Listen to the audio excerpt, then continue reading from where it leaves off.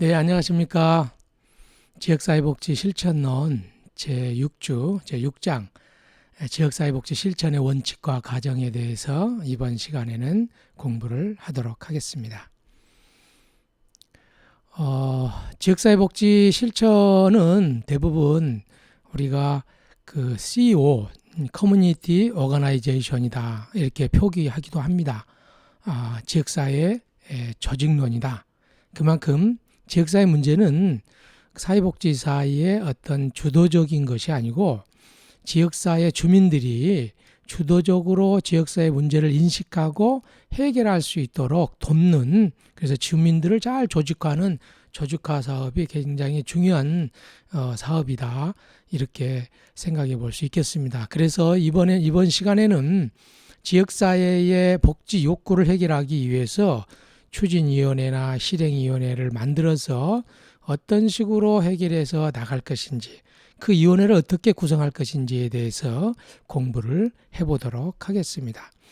이처럼 우리 사회에 여러 가지 어떤 에너지 공동체 추진위원회라든지 내지는 공동체 치안을 위한 추진위원회라든지 또는 아동 친화도시 추진위원회라든지 등등의 여러 가지 위원회를 조직해서 지역의 문제를 지역의 주민들이 관심을 갖고 공공과 민간이 협력해서 가는 그러한 어떤 여러 가지 방향을 볼 수 있겠습니다.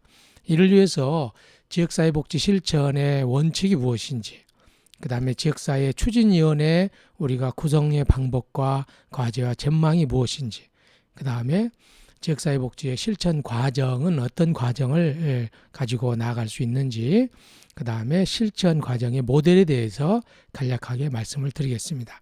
이러한 어떤 개략적인 것과 함께 다음 장에서는 우리가 각각의 단계별로 또는 각각의 역할이 어떤 것인지를 차후 다음 시간에는 더 구체적으로 공부를 하겠는데요. 오늘은 기본적으로 전반적인 내용에 대해서 한번 공부를 해보도록 하겠습니다. 가장 중요한 것들이 주민들을 조직화해서 클라이언트의 문제를 해결하는 것. 클라이언트는 사회복지에 있어서 크게 세 가지로 분류할 수 있다 이야기 말씀을 드렸습니다. 하나는 그 케이스워크, 개인이 클라이언트가 될 수도 있다. 두 번째 그룹워크, 집단이 될 수가 있다. 세 번째는 커뮤니티 소셜 웰페어 또는 커뮤니티 오거나이제이션이다. 지역사회 복지, 그러니까 지역사회 차원이 하나의 클라이언트가 될 수 있다. 그런 차원에서 지역의 문제를 지역 주민들이 조직화를 통해서 조직적으로 행동해서 문제를 네트워크를 통해서 해결한다는 건 굉장히 중요한데, 여기에 몇 가지 원칙이 있는데 한번 알아보도록 하겠습니다. 지역사회 갈등 해결을 위해서 우리가 추진회를 구성을 해서 위원회를 구성해서 문제를 해결하는 것들이 굉장히 중요한데요. 이때는 주민들의 불만을 표출시키고 다른 주민들과 공유하여 지역 공동의 불만으로 인식하는, 불만이라는 것은 실은 충족되지 않는 복지 욕구를 이야기하겠습니다. 이러한 주민들의 충족되지 않는 복지 욕구가 무엇인지 표출하고, 또 이러한 대다수의 많은 문제들이 또 다른 많은 분들이 공유할 수 있도록 어떤 인식하고 알려서 이러한 추진의 구성을 하는 것들이 효과적이라고 봅니다. 두 번째는 지역사회 갈등은 집약되고 공유되어야 됩니다. 즉 갈등을 집약하고 구체화시키는 과정이 필요한데요. 문제점을 인식하고 대책을 수립하는 과정으로 해야 된다. 그래서 지역사회의 다양한 문제를 요약할 수도 있고 구체화해서 그것이 하나의 어떤 개인의 문제가 아니고 하나의 우리가 공동으로 대처해야 될 어떤 사회적 문제다. 우리가 그 마을에서 공동으로 가져야 될 어떤 문제라고 인식하고 그것을 어떤 식으로 해결해야 될 것인가에 대한 대책을 수립하는 과정으로 인식을 공유하고 지박해야 된다. 세 번째는 지역사회 내 풀뿌리 지도자를 발굴하고 참여시키는 것이 굉장히 중요한데요. 공식 및 비공식 집단의 리스트를 작성하고 거기에 있는 풀뿌리 지도자, 토착적 지도자를 발굴하는 것이 중요하다. 사회복지사는 지역에 있는 사회복지관에서도 일할 수도 있고 지역의 마을 활동가로도 운영할 수도 있고 지역의 조직가로도 또 운동할 수 있겠습니다. 그랬을 때 사회복지사가 직접적으로 나서서 지역의 문제를 진두지휘하는 것들도 어느 때 필요할 때가 있겠지만 실은 그 지역의 문제를 잘 알고 있는 이 초착적 지도자, 풀뿌리 지도자, 공식적 비공식 집단 지도자를 잘 발굴해서 그 지도자를 앞세워서 그 지도자가 이끌어갈 수 있도록 여건을 마련해 준 게 중요하다.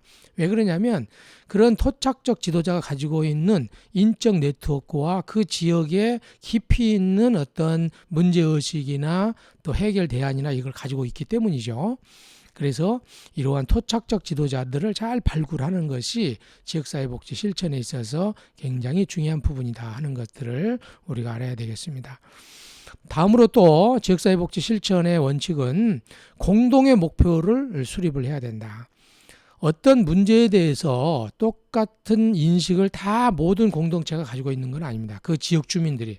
그럼에도 불구하고 여러 가지 다양한 어떤 문제의식과 목표를 가지고 있다 그러면 그 목표를 그 다양한 구성원들이 그러한 그 구성원들의 어떤 문제의식과 그 다음에 어떤 그 주요 관심사를 포괄할 수 있는 공동의 목표를 제시할 수 있어야 됩니다. 다음으로 지역 주민을 결속시킬 수 있는 이벤트 활동을 개발하는 것도 중요하다고 했습니다.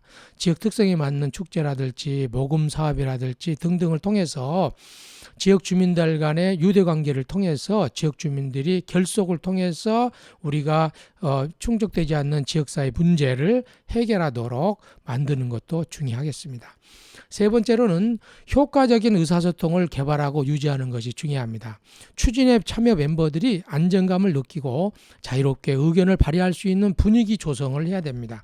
보통 회의를 하다 보면 어떤 그 자기 주장이 강한 사람이라든지 소수의 몇 명만 발언하는 그런 구조가 되는데 그런 경우에는 공동체 전체의 의견이 반영됐다 이야기할 수 있겠습니다. 그래서 거기에 참여하는 많은 사람들이 충분하게 의사를 표현하고 공동의 의사결정에 참여할 수 있는 어떤 의사소통 방법이나 회의 방법을 채택하여 나가는 것들이 중요하다고 하겠습니다. 그 다음에 모임 참여자들을 지지하고 역량을 강화시키는 것이 중요합니다. 조직 내 문제들을 이해하고 격려하며 수행해 나갈 수 있는 분위기와 지도력이 필요합니다. 지역사회 실천은 실은 경제적인 이익이나 내지는 어떤 개인적인 어떤 것보다는 물론 그러한 개인적인 이익 관심사도 있겠지만 여기에 참여를 위한 여러 가지 어떤 그 동기화가 필요합니다. 그래서 사회복지사는 이 위원회에 참여하는 많은 사람들이 이러한 지역사회복지에 참여하는 많은 사람들을 지지하고 또 격려하고 또 그분들이 그 일을 잘 수행할 수 있도록 역량을 개발할 수 있는 역량을 개발해 줄 수 있는 다양한 프로그램을 통해서 소기의 목적에 있었던 내용들을 잘 해결할 수 있도록 해주는 것이 중요한 관건이 되겠습니다. 다음 지역사회복지 실천의 원칙을 더 세부적으로 보면 합리적인 절차를 준수하고 리더십을 개발하는 것이 필요합니다. 지역사회 자원과 능력을 무시한 채 성급하게 사업을 추진하는 문제 해결을 우리가 예방을 해야 되겠습니다. 그래서 모든 절차에 충분한 수기 과정을 통해서 많은 사람들의 의견이 모아지고 또 많은 사람들의 동의를 거쳐서 일이 추진이 되는 그러한 참여민주적인 그러한 측면이 어떤 고려가 돼야 되겠습니다. 다음으로 유능한 지도자를 발굴하고 육성하는 아까 풀뿌리 지도자뿐만 아니라 지역에 있는 유능한 지도자, 주민 조직을 이해하고 지역사회의 사기를 끌어올릴 수 있는 능력을 갖춘 사람들을 개발하고 육성하는 것들이 필요하겠습니다. 지역사회에서 인정과 신용을 얻기 위해서 노력을 해야 됩니다. 다른 회원 조직으로부터 지지와 협력을 얻기 위해 경쟁 상태가 되지 않도록 여러 가지 노력을 하는 것들이 지역사회복지 실천가로서 실천하는데 중요하게 생각해야 될 원칙이라고 할 수 있겠습니다. 이상의 중요한 그 지역사회복지 실천의 원칙과 함께 이번에는 구체적으로 그러면 우리가 지역사회 추진위원회를 어떻게 구성하고 할 것인가에 대해서 공부를 해보도록 하겠습니다. 네, 추진위원회는 여러 가지 방법이 있는데요. 지리적 인물 중심의 위원회를 구성하는 방법도 있고요. 또 기능적 인물 중심의 위원회를 구성하는 방법도 있겠습니다. 지리적 인물 중심의 위원회는 강점이 뭐냐면 모이기 쉽고 또 지역에 대한 이해가 높다는 장점이 있겠습니다. 약점은 정책 결정에 있어서 이해관계에 얽혀 객관적인 결론을 내지 못하는 경우가 있겠습니다. 그렇죠. 지역의 어떤 그 중대한 사안 같은 경우가 그 지역의 일부 주민들의 의견만을 대표한다 그러면 그 전체 큰 지역사회의 공동의 목표를 달성하는데 어려움이 있겠죠. 그래서 지리적 인물 중심의 위원회는 이러한 어떤 그 이해관계 때문에 결론을 내지 못하는 경우에 약점이 있을 수 있다. 다음에 기능적 인물 중심의 위원회입니다. 그쪽 부분에 충분한 역량을 갖고 있는 분들을 위원회로 초대해서 위원회를 구성하는 거죠.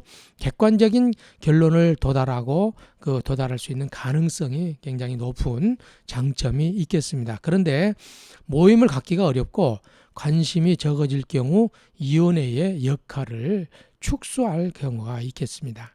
그래서 우리가 지역사회의 어떤 추진위원회의 구성 방법은 이거 외에도 다양한 방법이 있는데 그 지역의 특성과 그 위원회의 어떤 그 지역의 문제에 따라서 그 위원회 구성을 다양하게 할 필요가 있다 생각이 들어집니다. 다음으로 이제 우리가 생각해 봐야 될 위원회가 또 이해관계 위원회입니다. 이것은 지리적인 인물 중심의 위원회와 기능적인 인물 중심의 위원회의 장단점을 조금 보완한 거는데요. 스테이크홀더, 즉 이해관계자, 이해당사자, 즉 지역을 중심으로 이해관계가 얽혀 있는 인물을 중심으로 자산 소유 혹은 영업을 하고 있는 사람이라든지 거주하고 있는 사람이라든지 직장생활을 하고 있는 사람이라든지 이해관계가 전혀 없는 사람 등등등등 이러한 사람들을 중심으로 어떤 거기에 그 인물과 기능적인 면들을 잘 이렇게 혼합해서 위원회를 구성하는 것이 굉장히 중요하다. 강점은 폭넓게 의견을 수렴하는 또 객관성이 높은 장점이 있겠습니다. 그런데 지역사회 발전에 헌신적일지에 대한 검증이 좀 필요하다.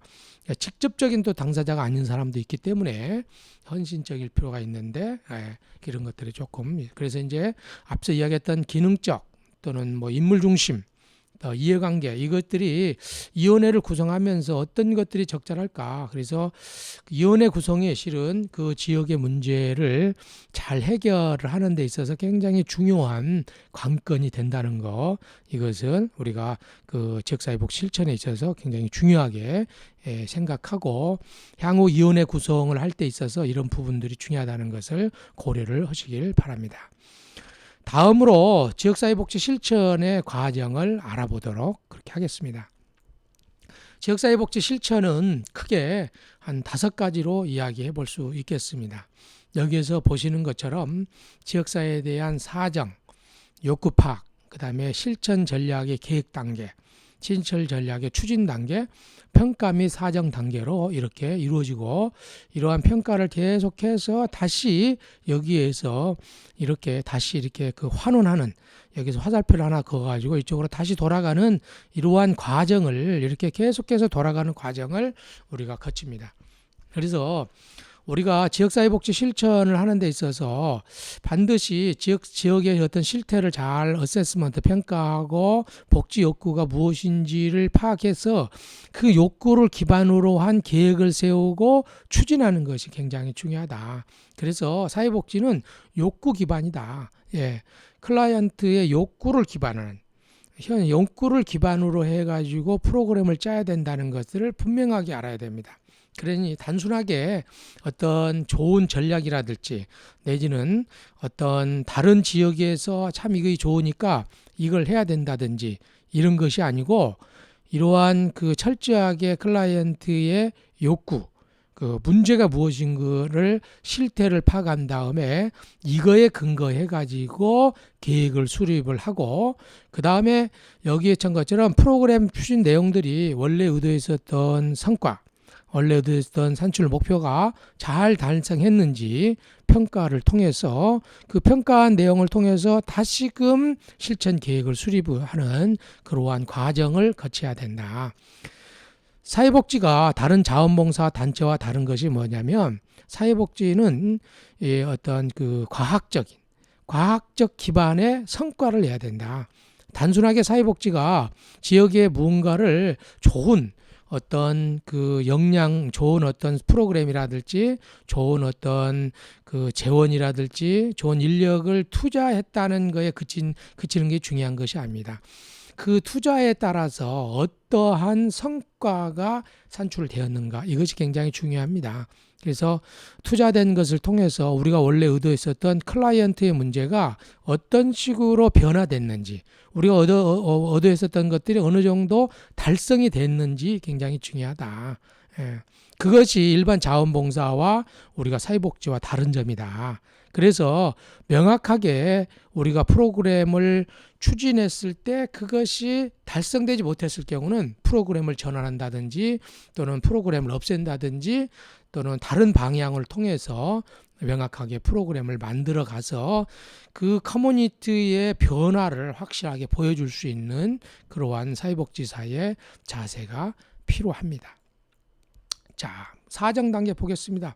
예를 들어 사정이라는 것은 그 지역사회 문제를 어떤 지역사회에 대해서 일단은 그 실태를 먼저 파악하는 우리 관심을 갖는 커뮤니티의 복지 욕구를 파악하기 앞서서 그 지역사회가 뭐 관공서라든지 뭐 관공서 같은 것이 어떤 것이 있는지 또 지역의 어떤 정치적인 사회적 특징이 어떤 것인지 이런 부분들 또 그 지역의 어떤 시민단체나 이런 단체들이 어떤 단체들이 있는지 이런 것들이 굉장히 중요하다. 그래서 어떤 지역에서의 어떤 프로그램을 만들 때는 지역사회의 어떤 발전 과정에 대해서 파악할 필요가 있다. 광주시나 남구나 또 양림동이라든지 또는 전남 화순이라든지 할 때는 지역사회가 그 지역사회 발전 과정을 공부를 하는 것이 중요한데요. 지역사회를 지배해온 다양한 지도층을 파악을 한다. 공공기관이라든지 민간단체 영역의 지도층들이 주로 어떤 식으로 흘러왔는지 다양한 사건의 역사적 고찰을 할 필요가 있다. 그래서 영향력이 있는 인물을 살펴볼 필요가 있겠습니다. 광주 같은 경우에는 방금 보여줬던 사진처럼 5.18이라든지 이러한 역사적인 사건들이 굉장히 영향을 미쳤고 그것이 우리 광주 지역에 굉장히 중요한 영향 요인이 되고 있다는 것을 아실 것입니다. 그 다음에 지역사회 정치사회적 구조를 알 필요가 있습니다. 그 지역의 행정이라든지 교육이라든지 사법이라든지 경찰 등의 지도자 그룹이라든지 또는 민간의 어떤 종교, 문화, 체육 등의 지도자 그리고 그룹을 파악을 해서 그것이 어떤 지역사회에 어떤 영향을 미치고 있는지 또 어떤 부분에 대한 지지 세력과 비지지 세력 그 문제 행동에 대한 문제 영역에 대한 지지 세력과 비지지 세력의 역학관계를 잘 어떤 파악하는 것이 굉장히 중요하고 여기에 따른 시민단체의 활동들이 어떤 활동들이 있는지 기본 배경으로 그러한 활동들을 잘 아는 것이 중요하다. 이러한 내용들이 특별히 이제 이런 내용 중에서 지역사회의 경제적인 상황도 고려할 필요가 있겠습니다. 재정적인 자립도라든지 산업 구조라든지 인구 이동, 주야간 프로그램 가능한 것을 알아보기 위해서 그렇죠. 그다음 지역사회의 문화, 어떤 상부상조하는 문화나 또 전통 문화, 영양심 이 정도가 지역 사회가 그래서 이제 농촌 지역 사회라든지 도심에 따라서 다르고 산업 단지가 많이 있는 지역에 따라서 아닌 거에 다르겠죠. 그래서 우리가 어떤 복지 프로그램을 만들 때는 교회라든지 아니면은 지역사회 어떤 사회복지 기관이 이취한 그 지역사회의 그런 이러한 제반 그 부분들을 잘 파악하는 것이 필요합니다. 좋은 프로그램을 서울에서 외국에서 가져오는 것이 중요한 것이 아니고 그 지역의 특성으로 인해서 발생한 복지 욕구에 맞는 프로그램을 만드는 것이 중요한데요. 그런 측면에서 이 지역사회의 이러한 실태를 잘 먼저 파악을 하는 것이 중요하고 그래서 계획을 수립을 할 때는 이러한 지역사회의 실태 파악에 대한 부분들이 분명하게 조금 들어가는 것이 좋겠다. 생각이 들어지고요. 다음으로 이제 이러한 기본적인 실태 파악과 함께 지역사회의 욕구, 즉 충족되지 않는 복지 욕구를 파악하는 것이 중요하겠습니다. 우리가 이제 지역사회의 어떤 미충족 요건, 아동, 청소년, 노인, 장애인, 내지는 어떤 부분에 대한 어떤 영역별로 어떤 그 복지 욕구가 출현을 하겠죠. 그래서 앞에 있는 우리가 지역사회 전반에 대해서 파악하는 이유 중에 하나는 복지라는 것은 인력과 돈과 인력이 필요합니다. 또 시설도 필요하고 그러다 보니까 지역의 실태를 잘 파악해야만이 그 복지 욕구를 해결할 수 있는 인적 물적 자원을 동원을 합니다.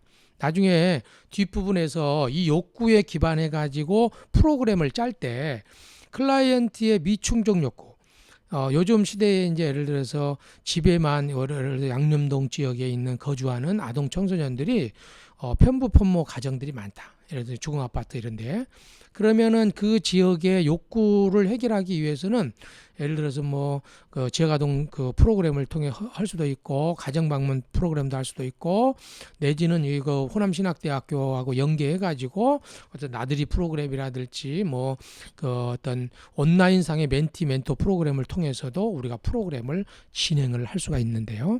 이 프로그램을 진행하는 데 있어서 그 인적이나 물적 자원이 필요해요. 그러니까 자원 동원 능력이 필요한데 앞서 이야기했었던 지역사회의 현황 파악은 어떤 면에서는 지역이 욕구를 해결할 수 있는 자원을 파악하는데 중요한 자원이 될 수 있겠습니다.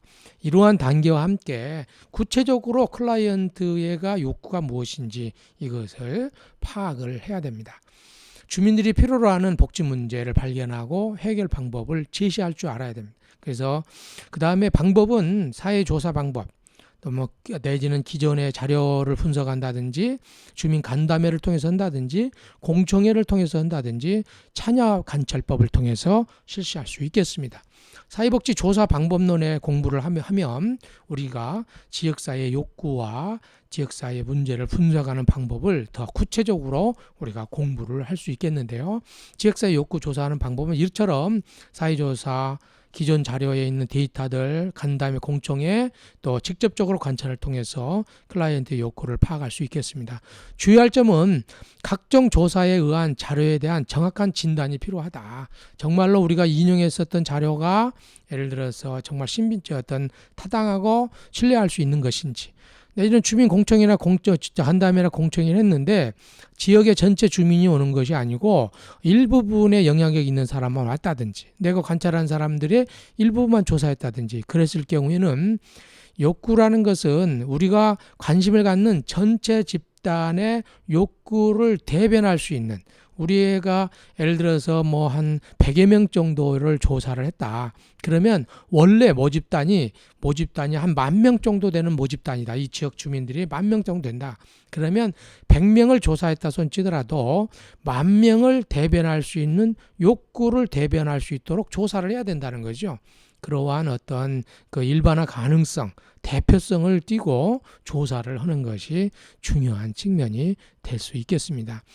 욕구 파악의 분류를 줘서 보면은 지표 조사를 할 수 있겠습니다. 사회 지표와 건강에 대한 지표를 현대에 나와 있는 통계 지표를 통해서 어느 정도 수준인지를 파악할 수 있겠습니다. 그래서 현재 우리가 그 복지 패널 조사라는 게 있습니다. 우리가 그 그 연구원 같은 데에서 매 1년 단위나 2년 단위로 아동, 청소년, 노인, 장애인을 대상으로 해가지고 전국적 조사를 올립니다. 그러면 그 전국적 조사를 올린 자료를 토대로 해가지고 그 자료를 근거로 해가지고 현재의 우리가 관심을 갖는 대상자들의 어떤 건강이라든지 복지 수준이 어느 정도다 이렇게 파악하고 그거에 근거해서 프로그램을 만들 수가 있겠습니다. 사회조사 접근 방법은 서비스의 요구사항 클라이언트들에게 직접 조사해서 아동들 오늘 저희가 이제 그 설문을 저희가 온라인으로 그 아동 청소년들의 맘줌 온라인 청소년 멘토링 사업을 지금 저희 학과에서 청소년 화이노리터 실시하고 있는데요. 그런 경우에 그러한 그 아동 청소년들에게 설문을 보내서 원하는 게 무엇인가 그 원하는 사항에 대해서 우리가 이렇게 도움을 주도록 하기 위해서 요구 조사를 합니다. 공급자와 자원의 서비스 분석도 필요하다. 아까 말씀드렸던 것처럼 실은 복지의 문제를 해결하기 위해서는 그 문제를 해결할 수 있는 자원이 필요하다. 인적 물적 자원에 관련된 것들도 파악이 필요하고 또 전반적인 지역 주민들의 전반적인 욕구 조사도 필요하다. 지역사회 집단조사 방법도 필요합니다. 지역사회 포럼을 통해서 지역사회 전체 주민들이 모여가지고 어떤 각각의 문제를 이렇게 그 발표함으로써 그 문제를 지배할 수 있는 방법도 있고요. 델파이 방법이라는 것은 우리가 이런 코로나나 아니면은 전문가 집단이 모일 수가 없기 때문에 어떤 한 주제에 대해서 각각의 전문가나 또는 관심 있는 사람들에게 전문가 집단에게 이걸 보냅니다. 어떤 주제에 대해서.